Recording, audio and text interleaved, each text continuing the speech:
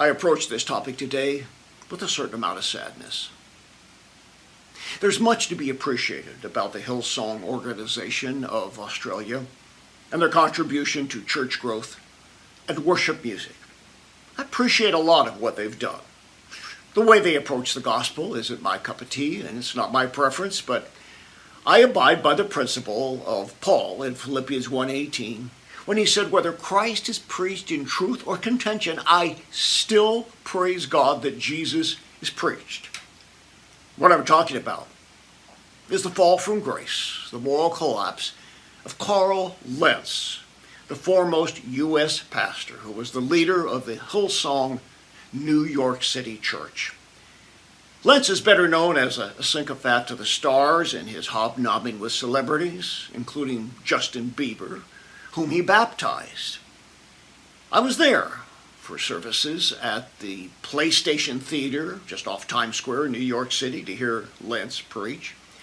And frankly, after what I observed that day included the unqualified endorsement of the Marxist-tinged Black Lives Matter movement, I wasn't really that much surprised by what had happened when I learned in the news media that he had been involved sexually with a 34-year-old jewelry designer in New York City, a Muslim of Egyptian descent.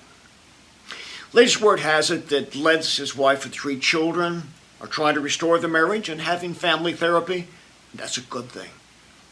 But one thing he probably isn't getting is deliverance, because you see, Hillsong doesn't believe in deliverance. They oppose it, and they don't believe that a Christian can have a demon. Unfortunately, I'm concerned that Lentz may have fallen prey to what I call the Cleopatra curse, something I've dealt with on a number of occasions. Now, Cleopatra was the last Egyptian queen of the Ptolemaic dynasty. Now, forget about the Elizabeth Taylor, Richard Burton movie version.